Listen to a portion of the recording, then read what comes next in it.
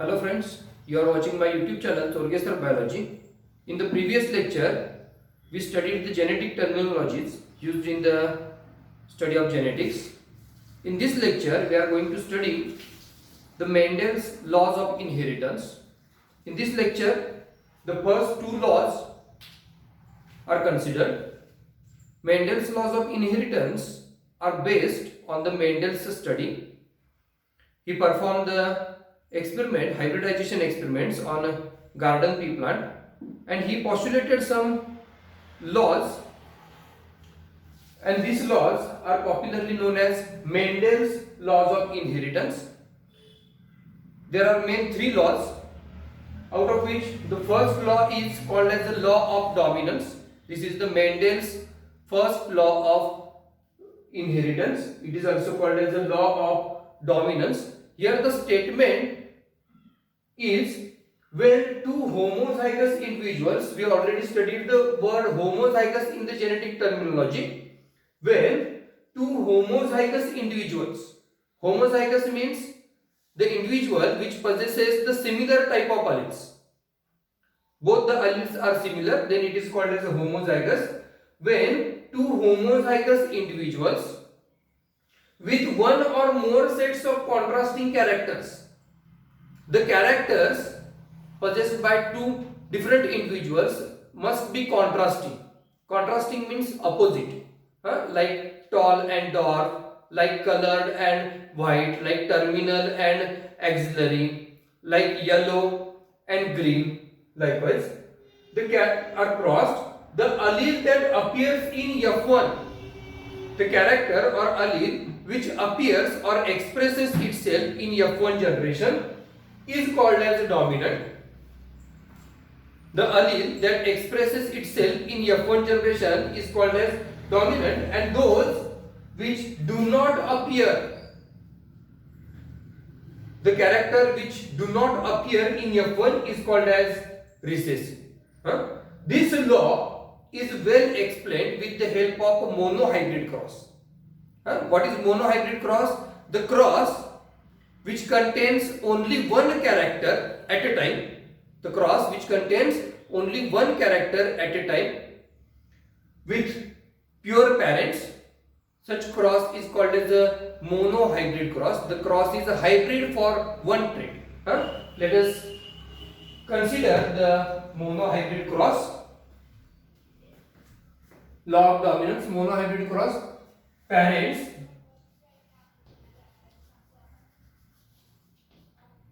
Parents are, this symbol is for male,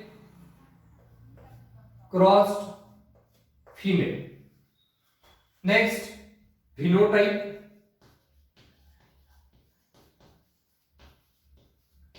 Phenotype, tall crossed with dwarf. Tall crossed with dwarf. These are the phenotype. Phenotypically this is tall, phenotypically this is dwarf. Next step is genotype. Write the genetic constitution. Tall is represented as capital T, and dwarf is represented as small t. Next, gametes. Now, when two homozygous individuals, homozygous with similar allele, capital T, this with similar allele, small t, homozygous individuals with one or more sets of contrasting. Here, we have considered one set, that is the tallness or the height of plant. The character is height of plant. Are crossed, the character which appears in F1. Now, the gametes are, this capital T produces capital T, small t produces similar type of gamete, small t. Now, these gametes are crossed or get fused with each other in F1 generation. This is the F1 generation. Capital T, small t. F1 generation. and phenotypically this F1 generation is tall. Now, the crossed, the allele that appear in F1 generation, in F1 generation, capital T is appeared. Hence, this is tall. In F1 generation, both the alleles are present. Capital T is here, small t is here. Both the alleles are present in F1 generation. But only one allele is get expressed. Capital T is expressed or capital T is appeared in F1 generation. Irrespective of the presence of its recessive allele, small t is also present. But only capital T get expressed in F1. Hence, the character which appears in F1 is called dominant. Which character is appeared? Tallness. Capital T is appeared. Capital T is for tall. Hence, tall is dominant. And those which do not appear in F1 are called recessive. Small t is not expressed. Small t, though the small t is also present, it is not expressed. Hence, small t is called as a recessive. Hence, dwarfness is recessive character. Understood? The F1 generation? Tall. Understood the law of dominance? The character which appears or which expresses itself in F1 generation is called dominant, and the one which do not expresses or which is suppressed is called as recessive. Understood the law of dominance, which is the first law of inheritance. Now, law of segregation, which is the second law of inheritance, law of segregation. Segregation means separation. Segregation means separation. Here is the statement: when hybrid F1 forms gametes. Now this law deals with the F2 generation, the second generation, by selfing of F1. When hybrid forms gametes, the alleles segregate from each other. Gametes are haploid in nature. Alleles are in pair. The pair is diploid in nature. Segregate from each other, hence the gametes are separate, and these enter in different gametes. Let us see. Law of segregation: when hybrid forms gametes. Now, this is the hybrid, F1 hybrid. Hybrid tall is here. Tall here I write hybrid. Hybrid tall is here. Now, the F2 generation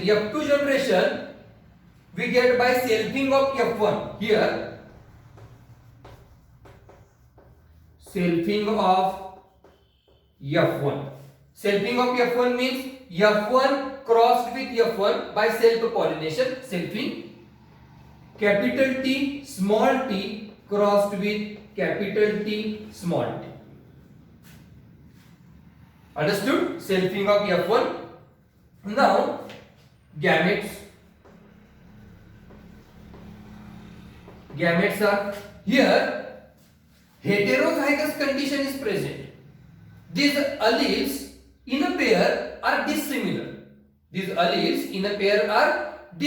Hence, at the time of gametogenesis, this pair forms two different type of gametes like capital T and small t. Here, capital T and small t. These gametes separate from each other. Here, when F1 hybrid forms gametes, the alleles segregate from each other. Here, in this pair, both the alleles are present. Capital T, small t. Here, capital T, small t is present. But the very important, these alleles do not mix with each other. These alleles do not get mixed with each other. They remain together in F1 generation. They remain together in F1 generation and segregate or separate during the gamete formation, that is the gametogenesis. Here in this pair, these alleles get separate from each other. Capital T gets separate, small t gets separate. Here is also capital T gets separate, small t gets separate. Now these gametes, put these gametes in checkers board.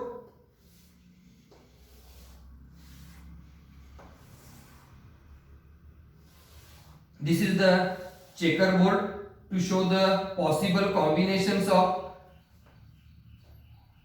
progeny. Here male, female, male gametes, capital T, small t, female gametes, capital T, small t. Now the combinations, capital T, here capital T, small t, here capital T, small t, and in this here small t, small t. Four different types of combinations are present in F2 generation. Now enter in different gametes. Here the gametes are formed. Now the appearance of recessive in F2 generation shows these gametes do not get mixed, or these alleles do not get mixed with each other, because here the tallness is appeared in F2 but F1, but in F2 darkness is also appeared. Understood? Here each gamete is pure for its trait. Here capital T is pure for tallness, small t is pure for dwarfness.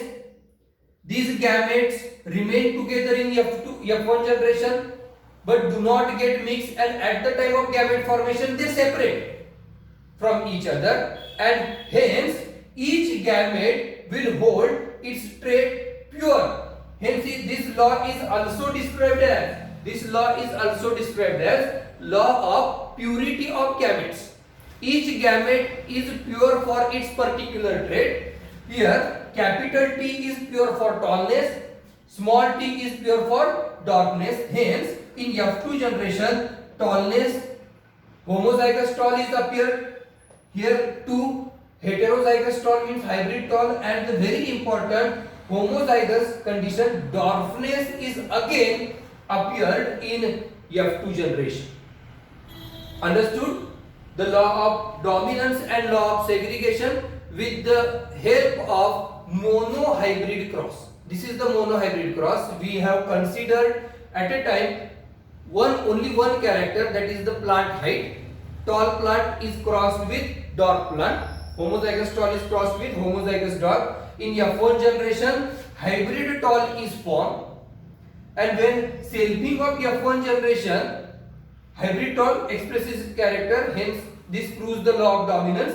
When this selfing of F1 takes place, each allele gets separate at the time of gametogenesis. Hence, each gamete receives its particular trait, and this trait is pure for that particular character.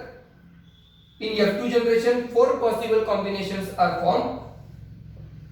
Tall is to dwarf ratio, tall is to dwarf phenotypic ratio, tall is to dwarf phenotypic ratio is 3:1, and genotypic ratio is capital T is to capital T, small t is to small t. This genotypic ratio is 1:2:1. Understood? In next lecture, we will study the third law of inheritance, that is law of independent assortment, as well as the example of dihybrid cross and back cross and test cross. Thank you.